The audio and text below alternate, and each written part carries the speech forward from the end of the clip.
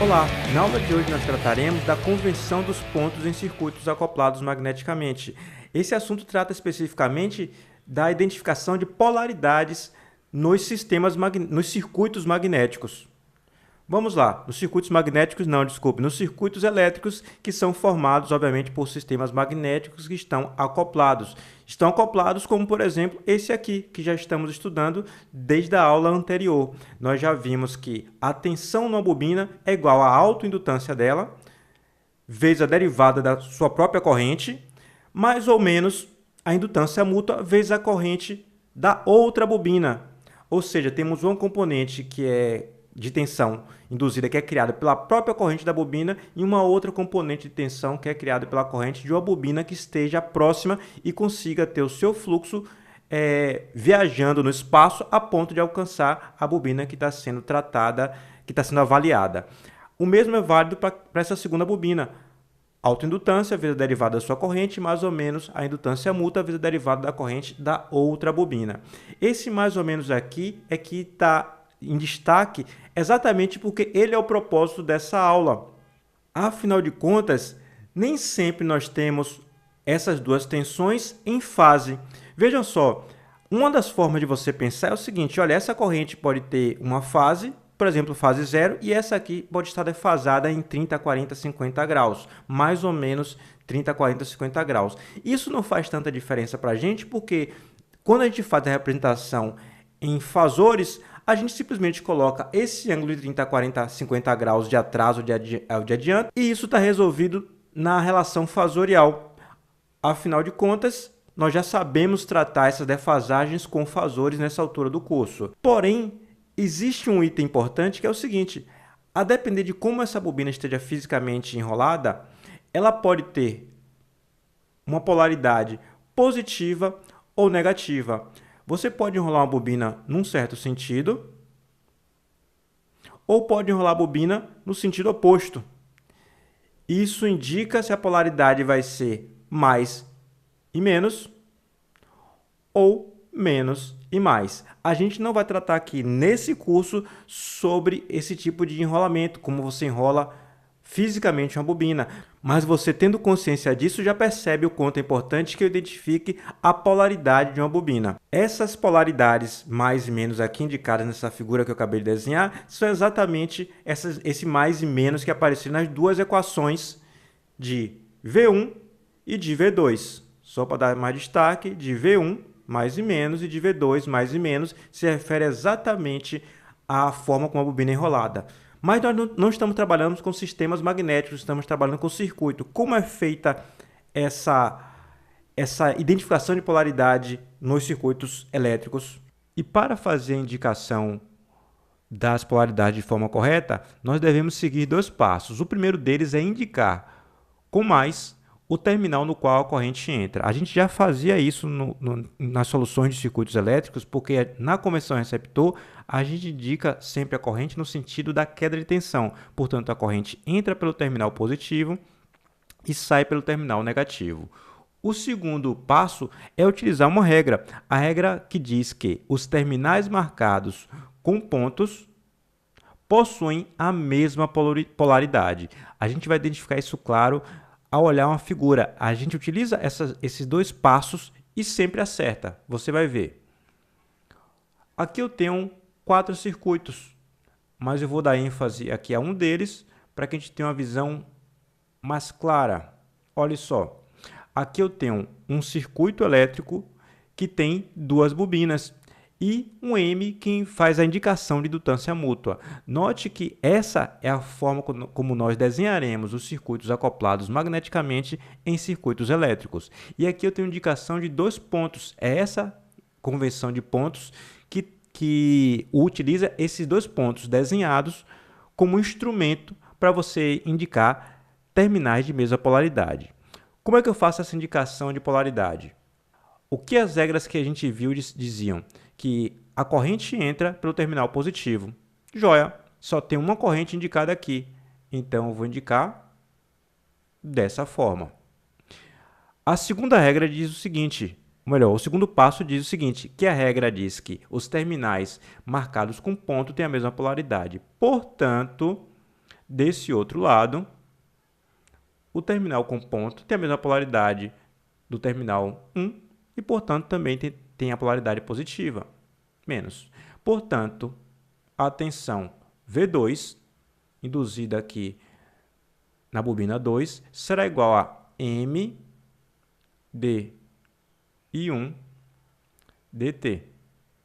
Note que V2 não tem outra componente, porque no final das contas não circula nenhuma corrente na bobina 2.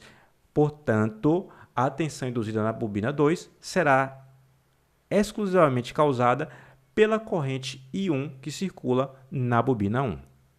Você poderia ser um aluno teimoso e querer indicar a polaridade de forma invertida. E você não estaria errado se fizesse isso. Você poderia perfeitamente indicar menos e mais, desde que você fizesse também a indicação de um sinal negativo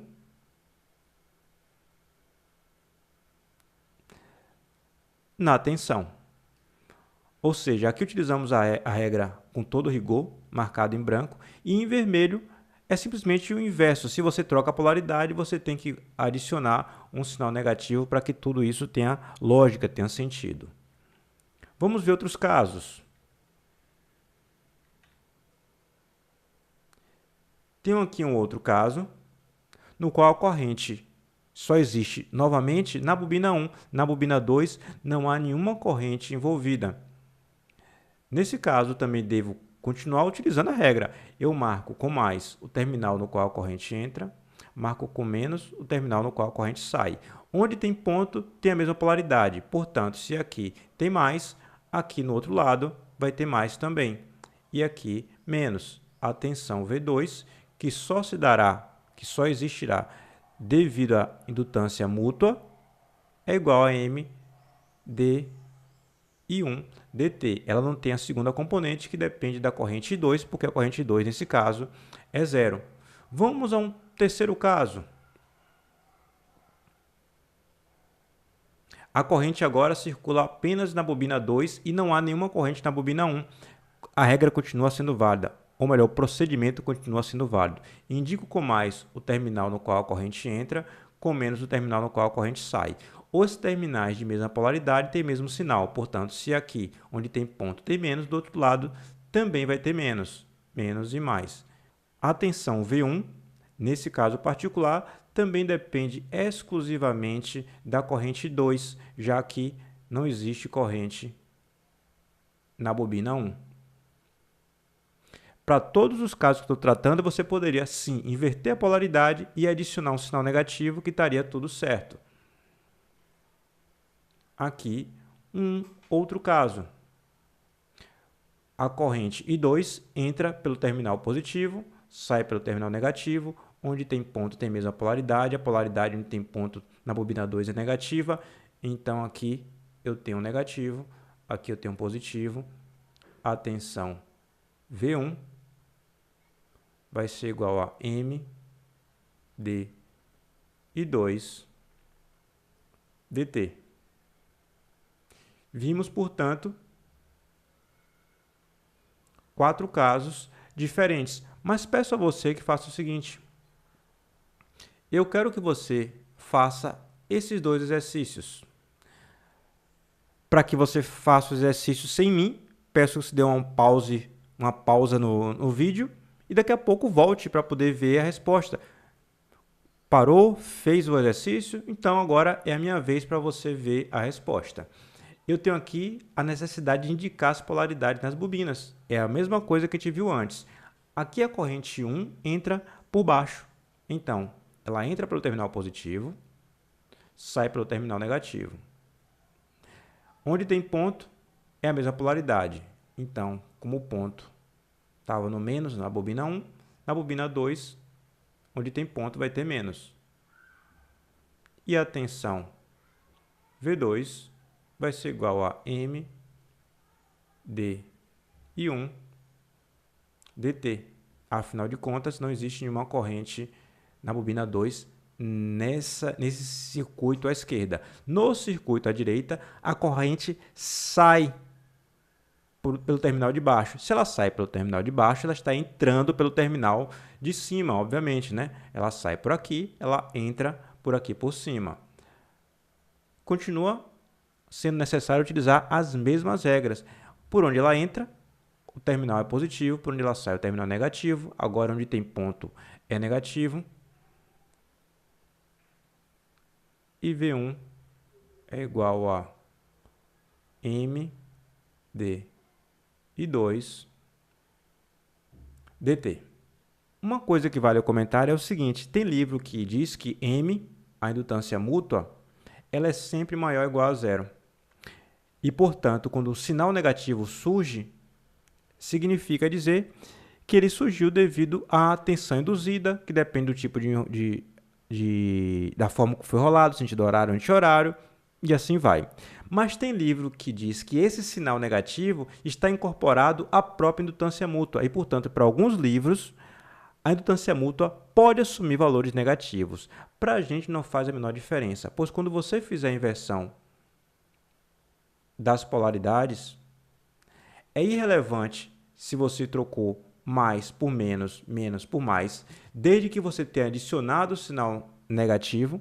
E no final das contas, se ele veio por causa de M ou se ele veio por causa da tensão induzida em si, é irrelevante porque o resultado é o mesmo. A gente não vai entrar em nenhum tipo de debate adicional em relação a isso. Siga a literatura que você escolheu ou que o seu professor escolheu para poder fazer a investigação das polaridades, porque no fim das contas, ambas as abordagens vão dar os mesmos resultados. É isso que eu tinha para a aula de hoje, eu te aguardo na próxima aula. Até breve!